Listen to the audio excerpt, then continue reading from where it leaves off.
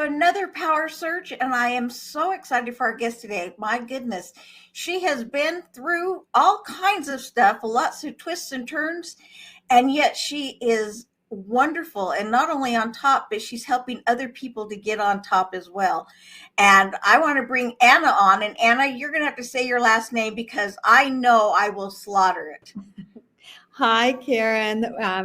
Yes, my name is Ana Megrelishvili. Megrelishvili. You got it. Whew. I have a hard time saying my kids' names, and I gave them their names. And forget remembering them. That's a whole nother issue. Yes. So, where is the origin of your name from? So it's Georgian, but Georgia, the country in Eastern Europe, Right. not Georgia, the state where I currently reside. Oh, that's funny. Yeah, I guess that could be confusing for some people. I'm from Georgia. Yes, I'm double Georgian. There you go, double Georgian. Yes. Well, I just got to know a little bit about you and your story, but what I've heard is amazing. And the show is about helping people find inspiration and change their outlook on life. And I would love it if you would just start at the beginning and tell us about all these twists and turns and the fabulous things that you're doing. Absolutely. My pleasure. Yeah, so I did not have the easiest of lives when I was growing up. And I share it now because I want to share the message that it doesn't matter where you come from and what your circumstances are, you can really change it and you can really be who you want to be. And so today's message is all about that. So my story began in Eastern Europe. My family is original from Georgia, the country, but we actually lived in Moscow, Russia for 10 years. So my childhood actually was spent as an immigrant. And if you're familiar with the story and the history, so when I was born in the late 80s, it was still the Soviet Union. And of course, in 91, the Soviet Union collapsed and all the countries became independent again. Now, during that time, it was really difficult because just economy collapsed in every single country. And so it was a lot of just craziness going on. Like you hear stories about mafia just like running the businesses. Like it's completely true. We had shortage of just simple things like bread we had to stand in line for. I mean, it was just absolute craziness, right?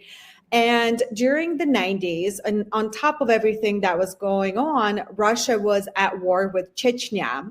Again, if you want to look up some of the history back then. So Chechnya is located in the Caucasus Mountains, and Georgia is also in the Caucasus Mountains. And basically, most of us look the way I look. So I have dark hair, dark eyes, very specific look. Now, in Moscow, Russia, most Russians were blue-eyed and maybe blonde hair. So I definitely stood out. And there was a lot of aggression going on toward people who looked like me because of the war.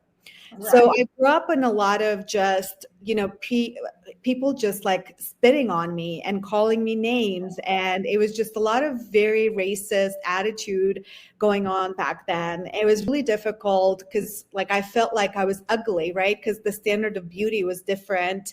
And I thought that, I was less than most people. Now, on top of this economical and external factors that were happening all around me, inside of my family, we were at war as well. So my father was a raging alcoholic. So he would just, go on this drinking sprees where he would just abandon us as a family. So I was about 8 years old when my father would just leave like weeks at a time. And my mother was a stay-at-home mom. And I had a younger brother who was just 1.5 years old. And so I just remember at age 8, I had to go outside and collect bottles so that I could take to recycling plant to get a little bit of money and then do it multiple times per day so that I could collect enough to go and buy bread because we were just starving and my mother had to stay with my brother. So as an 8-year-old, I just felt shame and, like hoping that none of my classmates would run into me. I didn't have nice clothes on top of feeling ugly. I mean, it was just like all of it, right? And I turned 9, and that's when my father also began molesting me. So on top of everything, now it's my father also causing me to really lose my childhood altogether, right? And so this is happening for several years. Frankly, like looking back, I just don't know how like my spirit wasn't broken after everything that I have experienced. Right. It was just very, very difficult. We were on the verge of becoming homeless because basically we didn't pay for rent.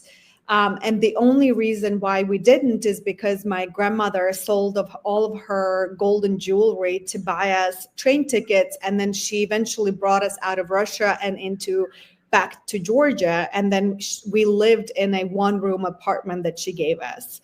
And so I think as I go through my story, now that I work with the homeless, and I'll talk about it in a little bit, just growing up the way I did gives me a lot of just empathy and understanding about what's going on with people who are struggling in this country. And so it gives me, a lot of compassion and passion about helping those that are less fortunate, because throughout my journey, I always had somebody who was there during a difficult time to help me. And those are the memories that I carried for the longest time. And so it's important for us as humans to be that light for others. So continuing with the story. So we moved to Georgia, and I had this interesting shift that happened. So imagine going from thinking I am ugly, I don't fit in, suddenly I'm back where I was from. And so standards of beauty are different. And suddenly I hit puberty, and all these boys are just going all crazy and all around me. And I was like, wow, what's happening? Like, this is absolutely crazy. So then my own family, like my grandparents, basically tell me that my future is that I will get married at age 16, and because I'm beautiful. And so that's all I amount for, is to be somebody's wife and mother, right? And so this message keeps basically telling me, like, your worth as a woman is only worthy if you find somebody who is rich. So we were a poor family. So to marry up meant like, oh, I just fulfilled my purpose as a woman. I married somebody who is rich. And so, I'm a teenager, but I'm thinking, okay, so in order for me to get out of poverty, there's only 2 ways. Marry up, like they say, or I need to really study, and education is my way out.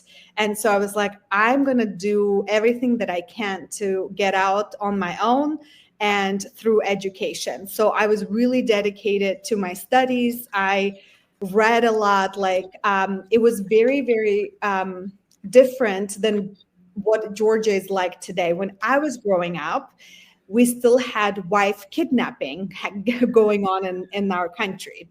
So you probably now you have to stop and explain that, because I know there are people who are not familiar with the history and what that actually entails. Yes. So wife kidnapping, I hope it doesn't happen anymore anywhere. But when I was growing up, it was happening in the Caucasus region. So where Georgia is, and kind of northern Caucasus, and then some countries like Tajikistan, so just some post-Soviet countries. So what that means, in these conservative countries, basically there was expectation that sex is a taboo, so you cannot have it unless you're married. So you have young men with raging hormones, and they know the only way that they could fulfill their passions is through marriage. So they would take to liking a girl.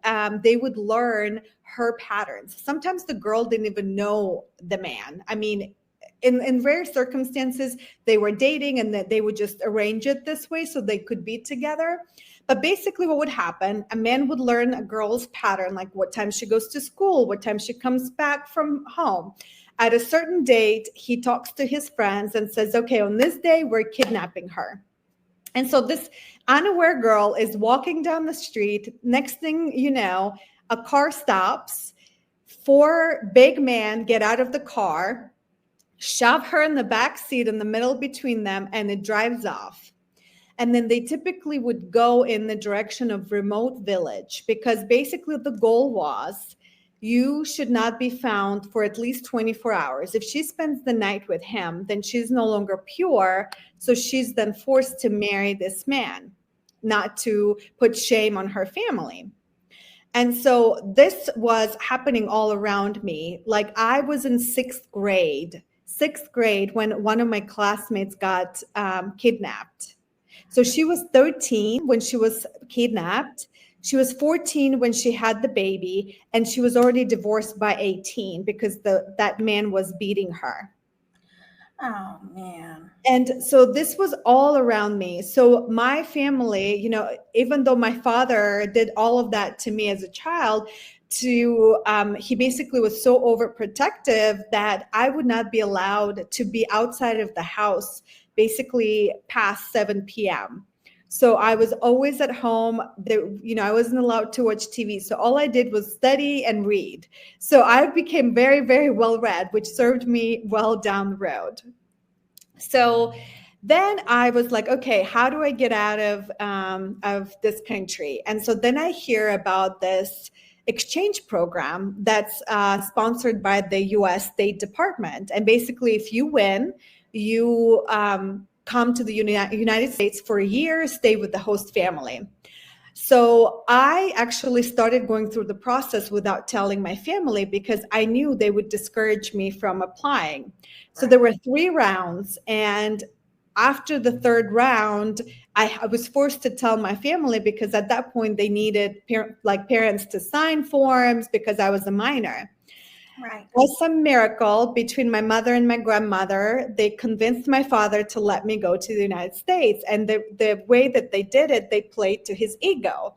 So, hey, you'll have a daughter who went to the United States, and this will be such a prestige for our family. So that was how they played this card. And so then I came to the United States. So I come and I stay with this amazing family. So they were much older. They had older kids. I was their exchange student number 13. So they've done it for a long time.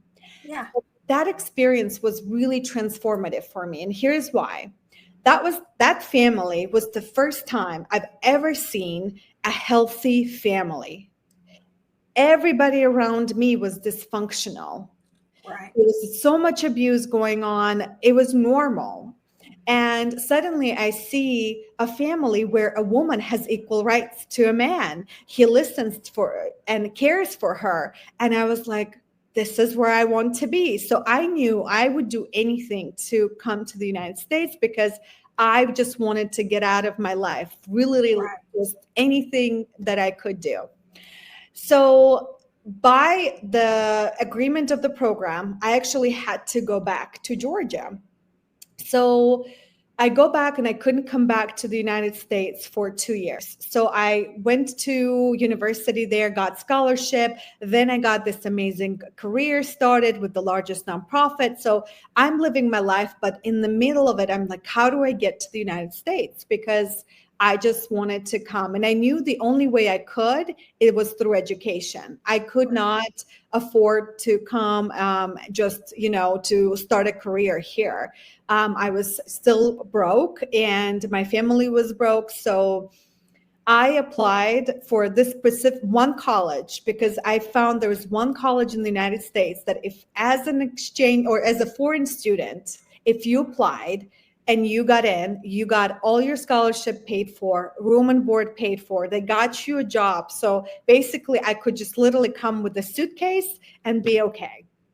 And, praise God, I got in. And so I abandoned my life and I came to the United States. And as soon as I came to the United States, I cut ties with my father. I said, no more. I no longer have to communicate with you. And my mother, because I left, was finally had courage to divorce him.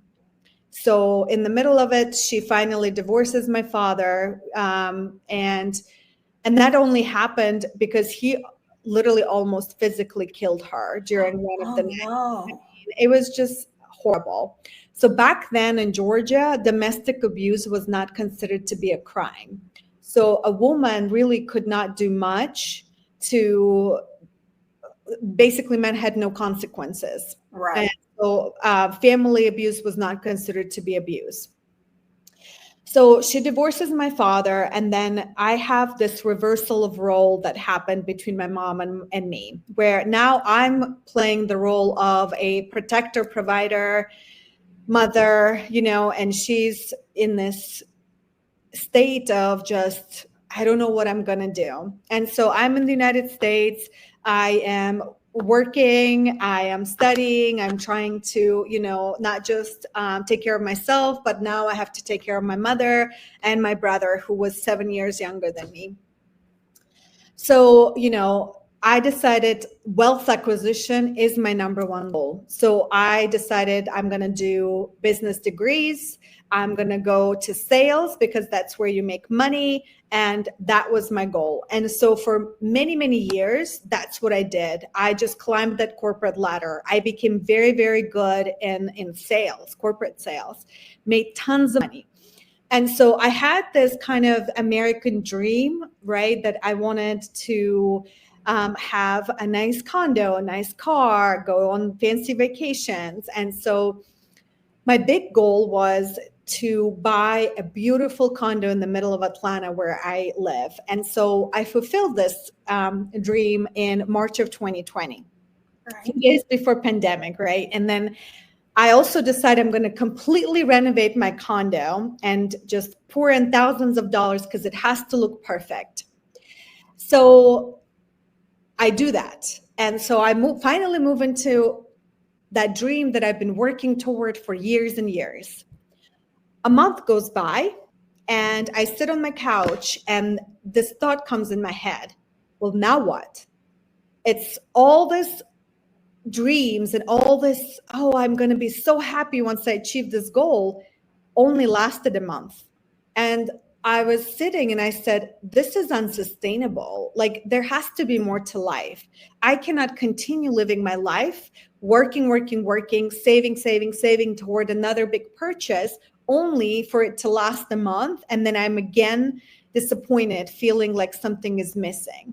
So that really was a pivot in my mind, like, okay, there has to be more to life and I need to figure it out. So I started going through intensive therapy. So I was like, I need to go through healing. So I started going to hypnotherapy. I'm just going to really heal through my childhood trauma. I'm just going to really shed the past and move toward the future and see what's going on. So as I'm going through that period, October of 2020, suddenly one night I wake up in the middle of the night, and I don't know why that night was so special, but I've never ever prayed in my life before. I was atheist. I was angry with God. I said, if God allowed for all these horrible things to happen to me as a child, I don't want to do anything with God. So completely against religion, faith, everything. But that night, I said a prayer for the first time, and it went something like, God, if you exist, please tell me, what's the purpose of my life? There has to be more. Why do I keep feeling this way? So next thing, this supernatural thing happens. I hear a voice outside of myself, not inside of me, but outside, a voice in my room that says, go to the store, prepare food, feed the hungry. Just that sentence. So of course I freak out. I think, okay, did I dream this? Pinching myself. No, I'm awake. Okay, I need to figure this out, but I can't do it right now. It's 3 a.m. I need to go to sleep. So I go to sleep.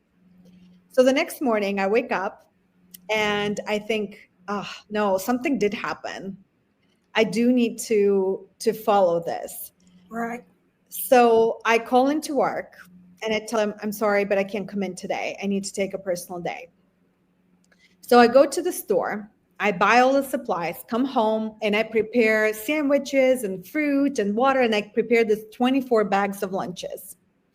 Pack them all, get in my car, and I was like, okay, there are homeless that I've seen downtown Atlanta, so that's where I'm heading. So go downtown Atlanta and start giving these lunches away. Every time I see somebody in the street, stop, offer them lunch, keep going. So was doing it for about an hour. And then I come across a large group of homeless hanging out together. So I park my car and I count them. And then I count the lunches, and I had exact number of lunches left. And I was like, that's kind of weird, but okay. That's a miracle, yeah. So I take the whole big bag, walk over there and said, hey guys, just made some lunches. Would you like some? Everybody's like, yes, happy, give them all out. And I think, okay, I'm done for the day, right? Like I fulfilled what I was told. So was about to get in my car. And suddenly one of the homeless ladies calls me and she says, honey, come over here. So I walk over and I said, yes, can I help you? Well, she says, I have a gift for you. And I was like, oh, okay. So she has this big bag of all of her belongings in one bag. So she's rummaging and looking for this thing. And finally she pulls this out and just gives it to me with this big smile. So I take it, and it's this sparrow made of clay, this little bird. And she hands it to me, and I look at it, and on its chest, it was written, now in God's hands. And I just remember in that moment, I just felt like something struck my heart, and I burst into tears. I got in my car, and I was just like thinking only one phrase, God is real. God is real. God is real. So I just was like, God is talking to me. I have to figure this out. So I drive home and I order my first Bible from Amazon. So the Bible comes the next day. So I start reading it, like cover to cover, and I don't understand half of it. So I was like, okay, I need to figure it out. So then I just Google, like I would Google a restaurant, like best churches in Atlanta. So then pick a church based on reviews and just start going to church. So I kept going for probably almost a year before I was like, okay, now I truly understand what it means to be a follower of Jesus. I'm ready to commit. I understand that my life is not just about me. So I got baptized. Well, here's an interesting thing. And I think God, this is, back to my comment, how God has always placed people to help me along my journey. When I was back in the United States as a student, I got matched with a host family. So as an international student. So my host family ended up being, my host father was a pastor of a Baptist church, and my host mother works for a missions organization. And so they gently tried to introduce me to Jesus for years, and I was not having it. Like and they've been praying for me for over 10 years. Oh, and, wow. like they were already thought like, she's living her life. Like she's never going to change. Like she just loves her comfort, her, job, her security. And next thing I know, this happens. So when I decided to get baptized, I actually drove back to Kentucky. That's where I went to college and where they live. And so my host father was the one who baptized me. Oh. So, isn't that the sweetest how God just arranged for the whole thing? I thought that was just so beautifully crafted. Oh, So yeah. very, very emotional for both of us because, we've been, they've been like my family here in the US for over 10 years. And then I realized like there was this invisible wall between us that suddenly fell down after, I accepted Christ. So it was just very, very beautiful. So anyway, so then, things start shifting in me. I realized that my corporate career doesn't give me fulfillment anymore. Like I wanted to do something that would leave this earth a better place. And I just didn't feel like selling whatever I was selling was doing that. But I really didn't know what I wanted to do. And it was kind of scary to think about like quitting my job, but I was already kind of thinking about I need to really take a sabbatical. So I was planning on taking like a few months, maybe from the summer till the end of the year. So that was already in my head. Well, then unexpected thing happens. So it's January 31st, 2022. And I wake up and my phone is blown up, just messages, calls, unknown numbers. Like, I'm like, what is happening?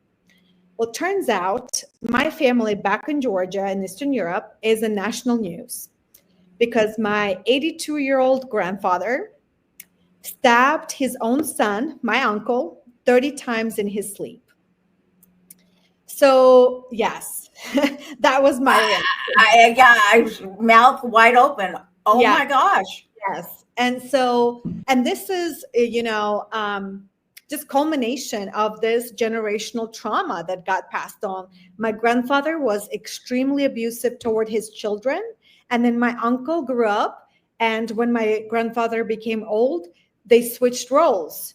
The abused became abuser, and my uncle started abusing my grandfather. And so at some point, he basically snapped. He could no longer take that abuse. And so he just killed his own son in his sleep.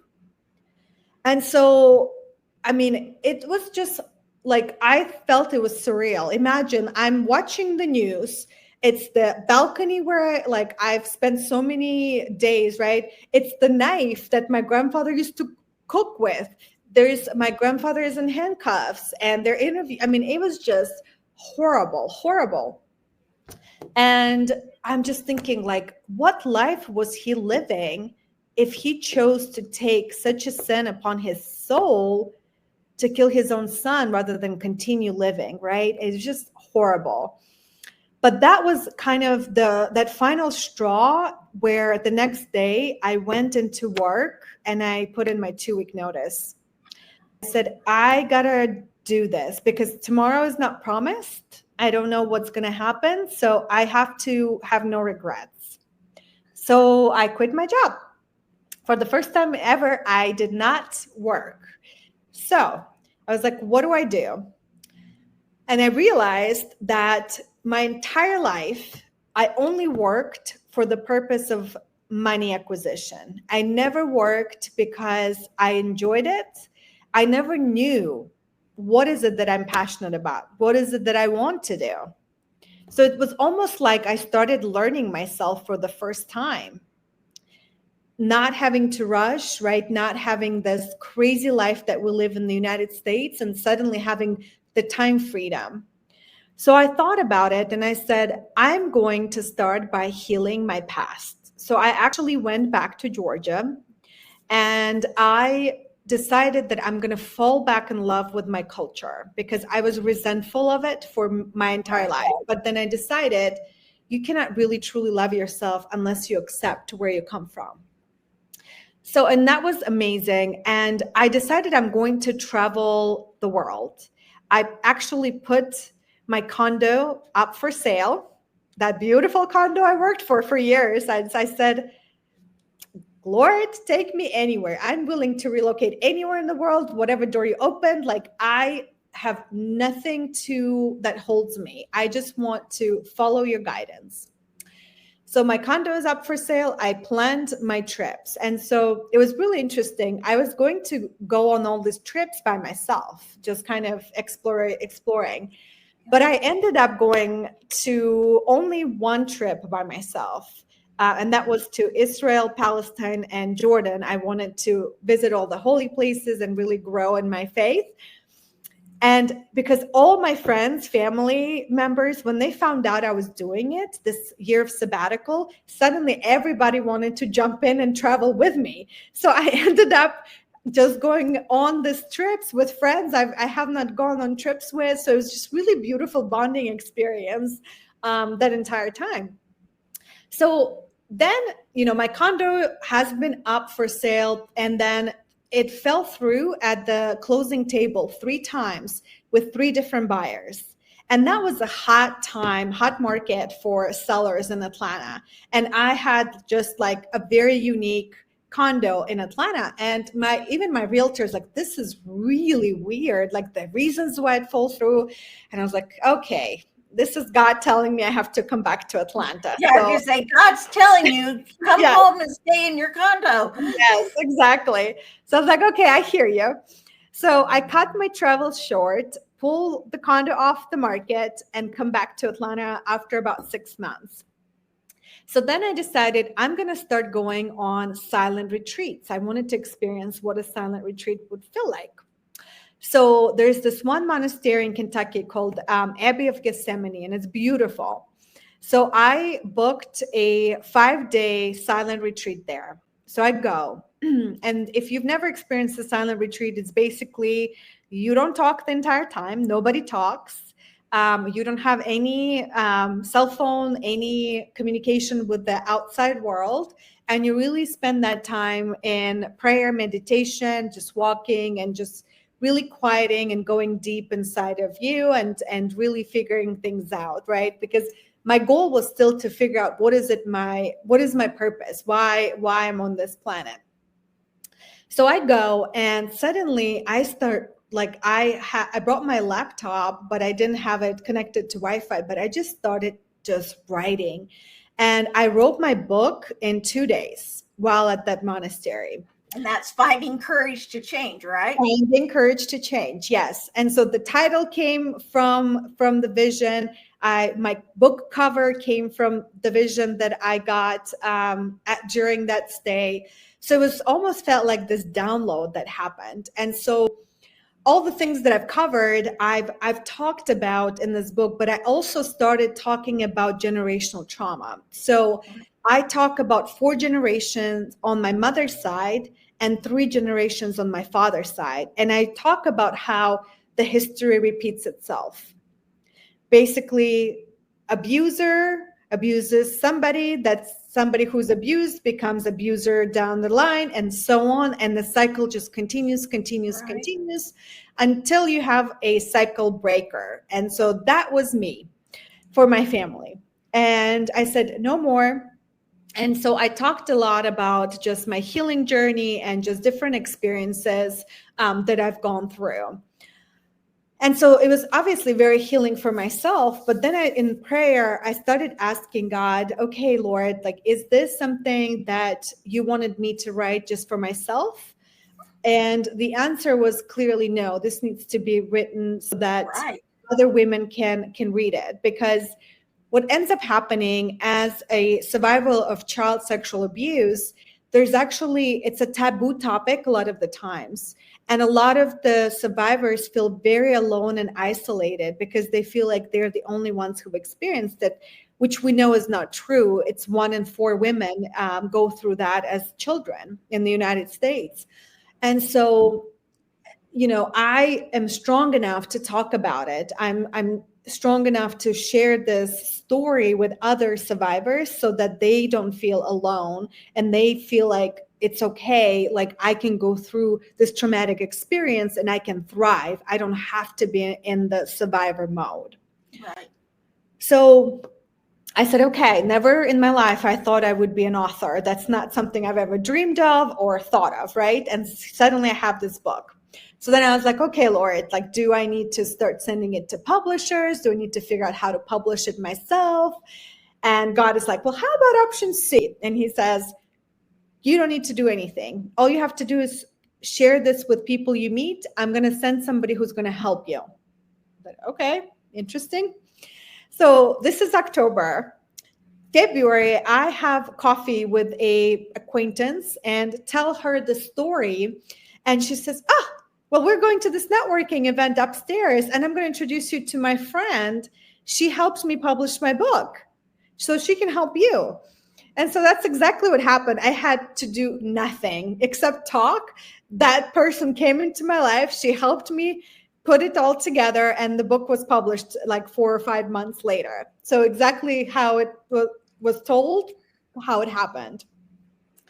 So that's my first silent retreat. So then it's December and I'm still not sure what's my purpose. So I was like, okay, this silent retreat is specifically like, Lord, tell me what I'm supposed to do next. So I go again for 5 days to a different monastery. So this time, like, it's quiet. Nothing is happening the entire time, like just nothing. So then it's the last day before I leave the next morning. And it's my last prayer session. It's like 9:30 p.m. And I was like, okay, Lord, like, I don't hear anything. I don't know what you want me to do. I guess I'll go back to sales and then see what happens. And so next thing I know, there's like this vision I get, and it's this business plan. It's like, this is the program, how to help homeless, how to solve homelessness in this country. This is how to do it. There's like this newspaper articles, like I see myself on stage talking about it. And it's like, I don't know how long it lasted, but it was like overwhelmingly big, right? To the point where I just started sobbing and overwhelmed. I was like, Lord, I can't do this. Like, who am I? Like, I don't have connections. Like, I'm not even, like, I don't even have a lot of Christian friends. Like, I just became Christian 2 years ago. Like, I don't know how I'm supposed to do this. Like, no, I can't do this. And I was just like, this is so big. Like, how would I do it? But then I started thinking, okay, so if this was a 5-year plan, how would I get there, right? Let's break it down into small actionable items to get to it. So I said, okay, I need to build my Christian circle first. How do I do that? Okay, let's Google Christian meetups, Christian networking organizations in Atlanta. And I really couldn't find something that met consistently. And I was like, I'm going to start my own. So I started Christian Professionals of Atlanta. So literally less than 2 weeks later, everything was official, LLC filed. And so started planning our first event. It was February of 2023 when we had our first event. So then started meeting every month. And so we have this community that just comes together. So the first year we had 500 people who've come through our events. Oh, wow. And so suddenly I went from nobody knows who I am to somebody who's kind of coming to the map of, okay, she's a Christian leader in this city. So some other Christian leaders start talking with me. So, okay, there's something happening, right? So I said, okay, so next step is for us to rebrand. We are good with Atlanta. Let's start thinking about growing and starting new chapters. So when I first started Christian Professionals of Atlanta, I went ahead and purchased Christian Professionals of America name, because in my vision, I only saw kind of the headlines for the US. Right. But then first request to start a chapter came from Brazil. So I was like, okay, so I guess maybe it's not just America, maybe it's just worldwide. And so that's there for a new name was born, Christian Professionals Network Worldwide. And so the beginning of the year was really all about rebranding. So new name, new logo, website, all of that stuff that needs to happen for you to really start franchising a concept. So it's May of this year, and I never make any decisions until I seek God's guidance. Right. So yet again, I go on my silent retreat. So this time I'm at the silent retreat and I'm like, okay, Lord, like, where should I start the new chapters? Like, guide me, like, what am I supposed to do next? And the message that I get is like, now is not the time for expansion. Now is the time for foundation. I said, okay, I guess it's not a 5-year plan. I need to start working on it now. So I come with my advisor team and say, okay, we're starting the nonprofit now. So we're pausing the expansion plan. We're starting the nonprofit. So within 30 days, I kid you not, we had everything done, including first fundraiser. We got our IRS approval for nonprofit status in 2 weeks. Typically, Wow. like 3 to 6 months. Like, I could not believe it, right? And so I was like, this is God's favor. Like, there's no other way why we would get something this fast. Well, then a few days before our fundraiser, this big news comes out in the US. Supreme Court passes legislation making homelessness punishable by law. And so I was like, oh, this is why you wanted us to start as soon as possible, because you don't want children to be put in jail. Right. For So something that's clearly not they're doing. yes, yes. And so I was like, okay, so this work is really crucial. So let me kind of talk about everything that came with the foundation. So before Okay. the entire time, right before we started the foundation, I was doing a lot of research. I knew nothing about homelessness in the United States. So I really started ground up. I started volunteering. I started meeting with the homeless. I started meeting with all the different large homeless shelters in Atlanta. And this is what I've learned. Number one reason why people become homeless is what's called relational poverty. That might be a new term for some of you, but basically what it means, you have lack of genuine connections in your life. Right. And this was a aha moment, because when I've spoken to many people thinking and asking them, why do you think people become homeless? Most of the time, the picture that they get in their head is somebody on the side of the street who is either mentally ill or has a drug or alcohol abuse issue, which that's actually what's called chronically homeless. And in Atlanta, it's only about 14% of the overall homelessness. Wow, So that's not very much. no, it's not. So actually, the majority of the homeless is what's called unseen homelessness. It's families and people who live in their cars, extended hotel stays, or at homeless shelters. So you and I would not typically meet them because they're not in the street, but yet they're Right. home. Right. So in Georgia, we have 10,000 homeless, and we've had 10,000 homeless in 2017, and we still have about 10,000 homeless in 2023. So the needle is really not moving. So then I started asking, like, what's happening? Why? So I started looking at how do homeless shelters operate, and majority of them, rightfully so, focus on immediate physical needs of the homeless: safety, Right. shelter, food. Many of them actually focus on also giving them opportunities for jobs. So they do some training, they have some partnerships with corporations, and they really try to get them back on their feet with the job. But the Right. problem is that they're still in that low income kind of paycheck to paycheck lifestyle.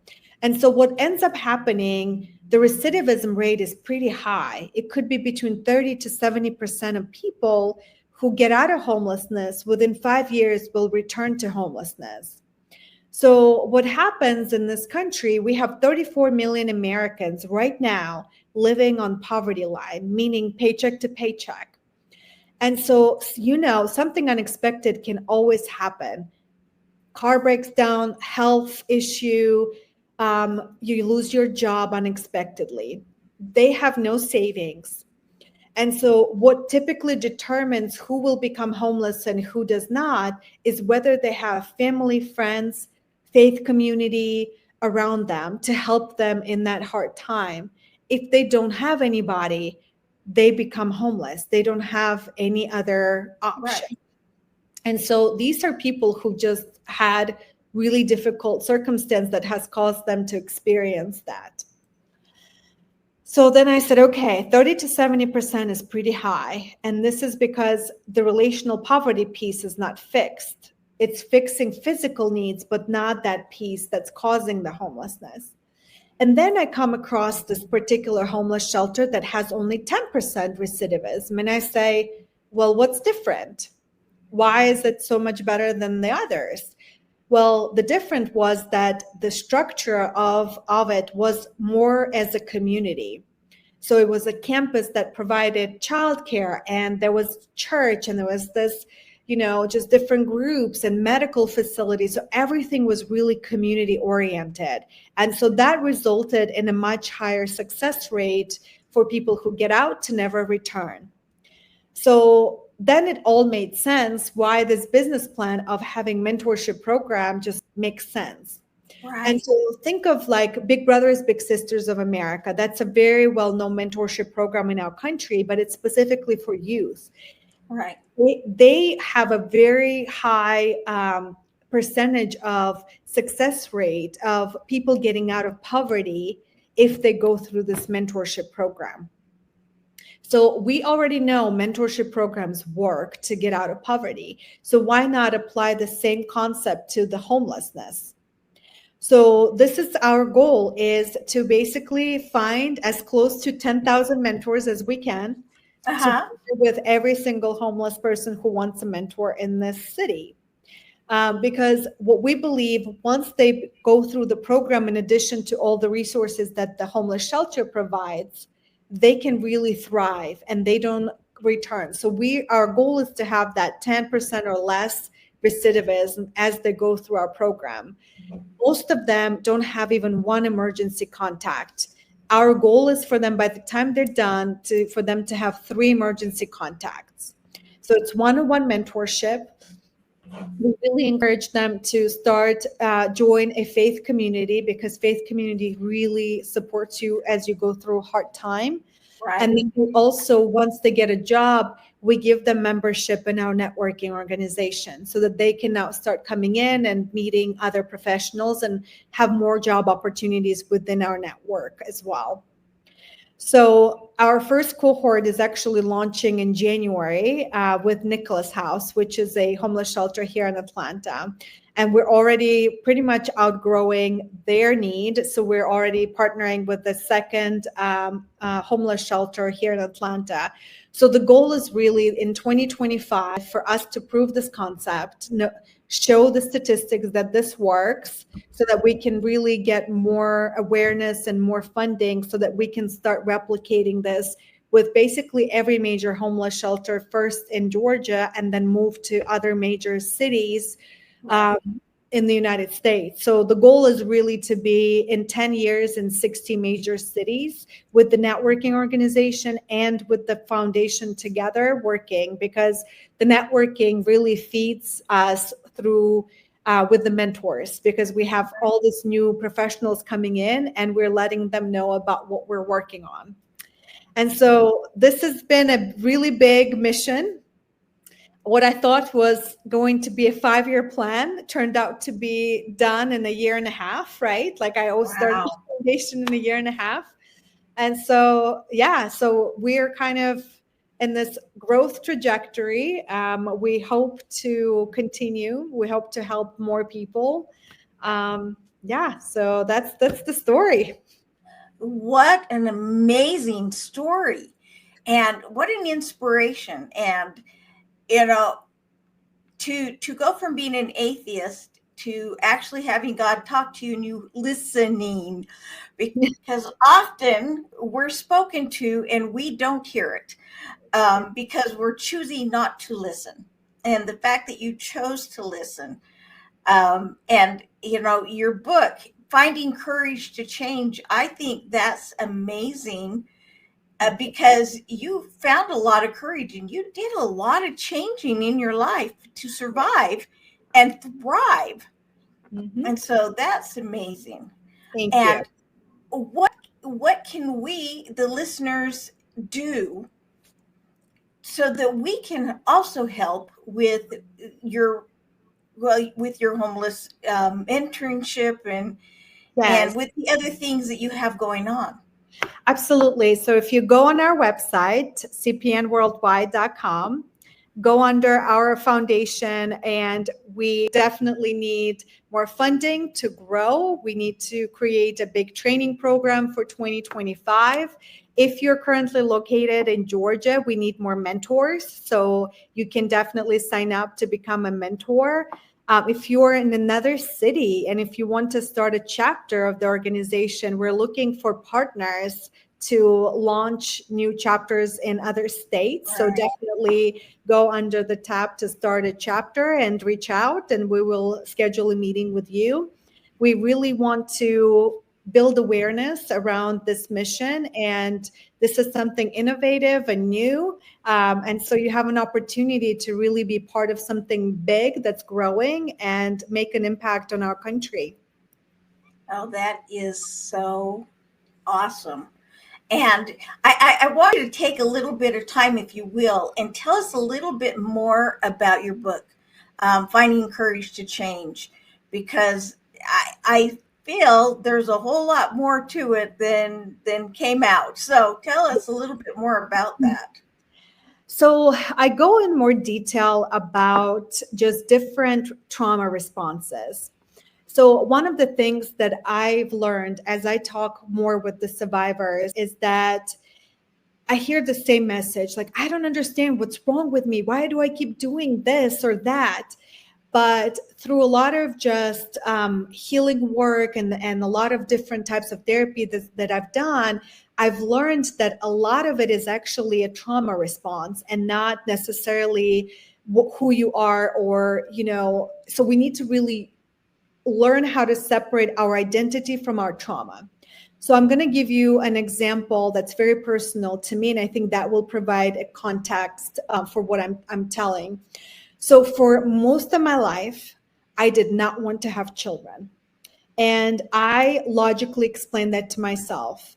I am just not that type. I don't want to change my lifestyle. Oh, I don't want to pass on my father's genes, like all this logical explanation. I've even gone to therapy specifically for that, thinking like, I have fear of pregnancy, like what's going on? And the answer was always like, nope, I'm just not meant to go through that. Well, about 3 years ago, I had this breakthrough in therapy where it was almost like a switch that like just was flipped and turned on, and suddenly I wanted to experience motherhood just like that, from going no most of my life to suddenly wanting to be a mother. Now, I'm not sharing this story because I believe every woman has to be a mother. That's not my point at all. Right. But my point is that trauma was the thing that was keeping me from experiencing something so beautiful. And I had no idea. I logically explained to myself, I thought this was me making a decision, when all along it was my trauma response. Right. And so imagine if something so big can be impacted by our past, like how important is it to heal? And so I share all these details because I want women who've gone through to see a pattern that this is really not me. This is the trauma that's causing it.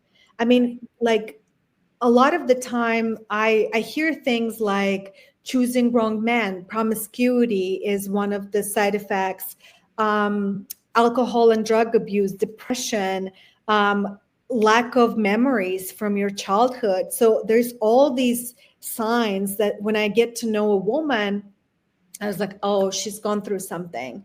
And an interesting thing was I've been friends with so many women for years, and I never. I'm so sorry. Excuse me. Bless you. Bless you. Well, I held it, but it wouldn't stay. Anyway, go ahead. You've been friends with these women. Yeah, for many years. And I never shared my story until my book was published. And suddenly I start learning that there are women in my friend group who've gone through the same thing.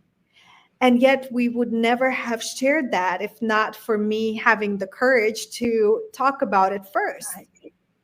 And so I had the privilege of being a keynote speaker for a organization called Sapria, and they fight child sexual abuse worldwide. And I shared my story, and it was a very short 10-minute speech. And afterwards, I probably had 5 or 6 women who came up to me and said, me too. I've gone through that. And the more I talk about it, so many more women and men came to me and shared their story. I've had a man in his 60s. We had a business meeting, and he shared about something that happened to him when he was a child. And he said, this is the first time I've ever shared it. Right. But the sharing is the part of healing. So one of the most important things as part of healing is sharing your story and having a community. Having a community of survivors actually helps in your healing journey. And so if any of you have gone through it, I highly recommend for you to go to sapria.org. I'm actually going to put it in the chat because Yeah. they offer free 4-day retreats for women who've gone through child sexual abuse, and it's completely free of charge.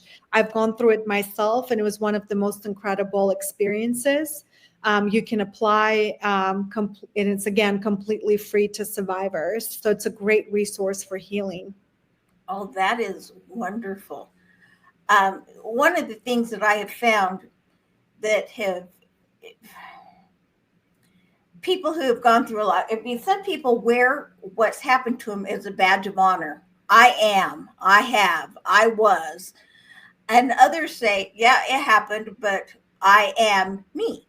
I am a survivor. I am, Mm-hmm. instead of wearing their trauma as a badge of honor. Yeah. And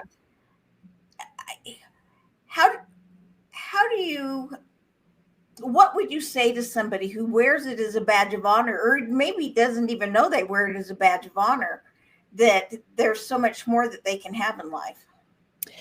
Yeah. So the way I look at my trauma, and hopefully that will help you, is it happened. It made me stronger in who I am today. And I don't want that darkness to be purposeless.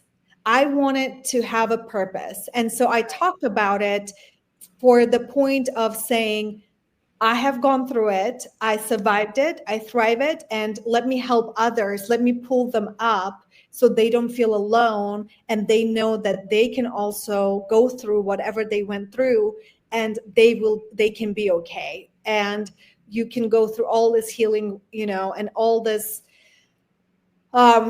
just, I guess,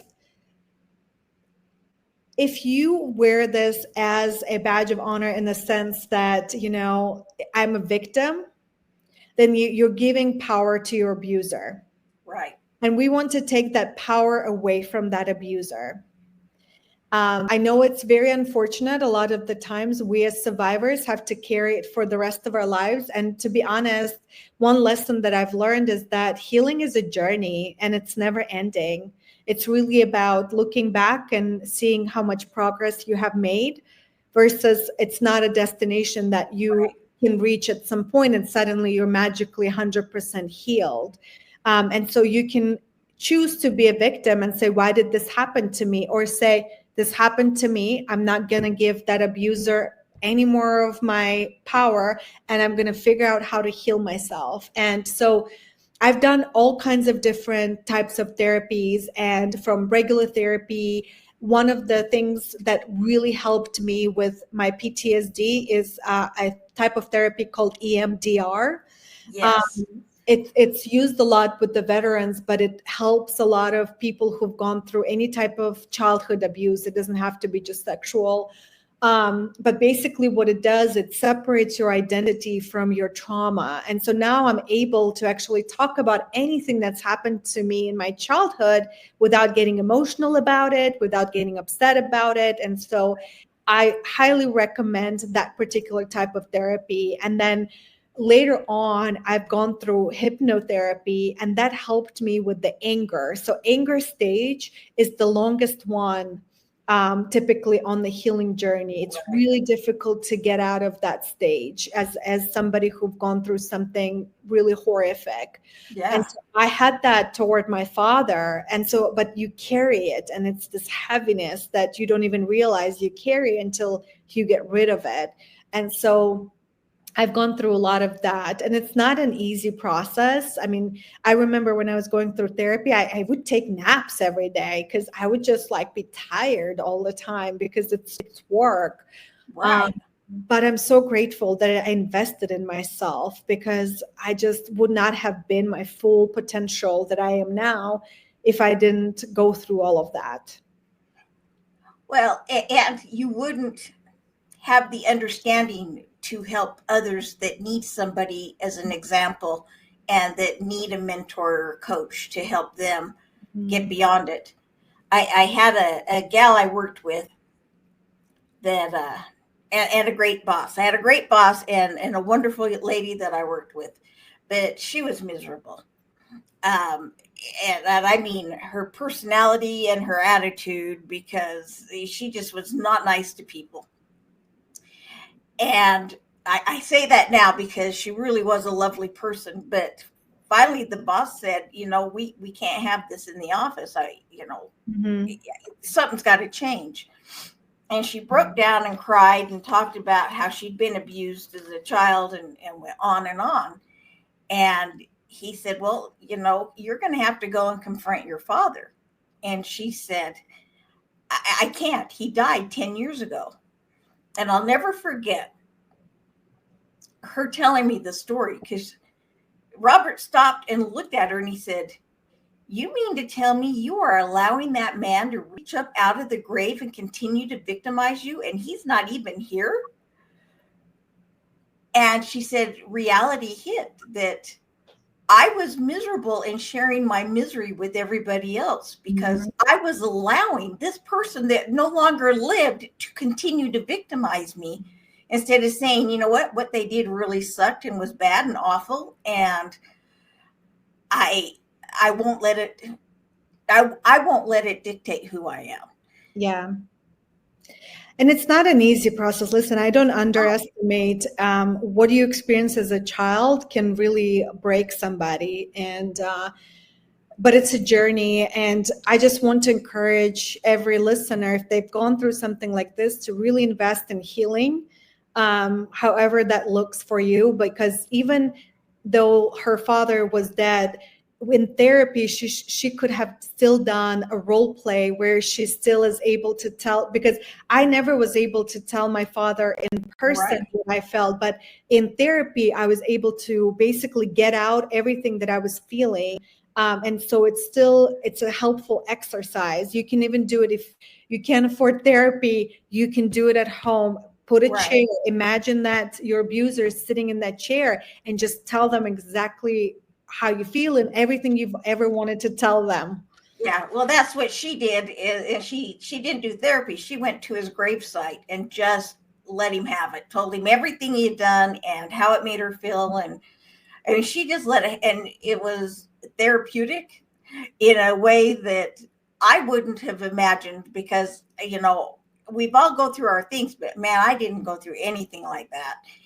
And it was, she just said, yeah, I had to just basically spit on his grave, not physically but metaphorically. Right. And to let it all out. And I think that's important, that we remember that holding it in and pretending it didn't happen, or holding it in and being ashamed, and it must have been my fault. If I'd been better behaved, if I had looked prettier, if I had been taller, or if I had whatever, that we hold that in. And absolutely, that is damaging.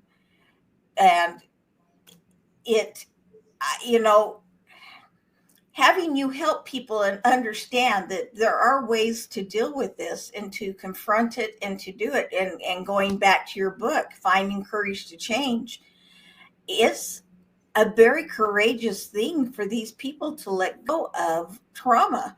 No matter how big or small it may seem to somebody else, to them it's trauma, and it's something they have to deal with, going through.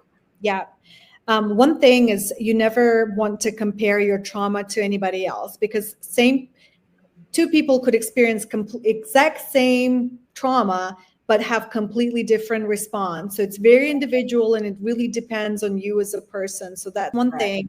Second is, specifically for child sexual abuse, on average, it takes a survivor over 25 years to even verbally say that that's happened to them. So you keeping it in is actually not helping you. So first step is to vocalize that happened to you. And third statistics is that almost 50% of people who've gone through child sexual abuse become abusers themselves. And so to me, that should be a alarming statistics for us to really, as a society, work toward prevention, because if we prevent it, then we basically start reducing the rate Right. at the same time. And more adults need to go through healing so that then they don't become abusers. You know, amen. I mean, that's spot on. Amen. And nothing more I can say about that. Jace, put up her website again. And Anna, I'm going to tell you, I am impressed, inspired, and motivated by what you've been through, what you've done with it, your willingness to listen to, the spirit in doing what it is that you need to do, and the courage to find your purpose and then begin to fulfill your purpose. Okay. And I encourage all the listeners to go ahead and look up their website, find what you can do to help with the foundation, be a mentor or coach, start a new chapter in your area. There are just so many things that you can do. And people need people. And you need, and by you, I mean each one of us, we need somebody that we can help, as well as we need to allow others to help us. Amen. And Yes, so it's twofold. absolutely. So, well, Anna, your story has been amazing. I want everybody to go out and get your book, Finding Courage to Change. Because, man, if courage is one thing that you've got 100-fold. And I really appreciate that. And all of you listening, I know that you have changed just by listening to Anna's story today. And I just want you to know that I love you and I adore you, and that life is meant to be happy.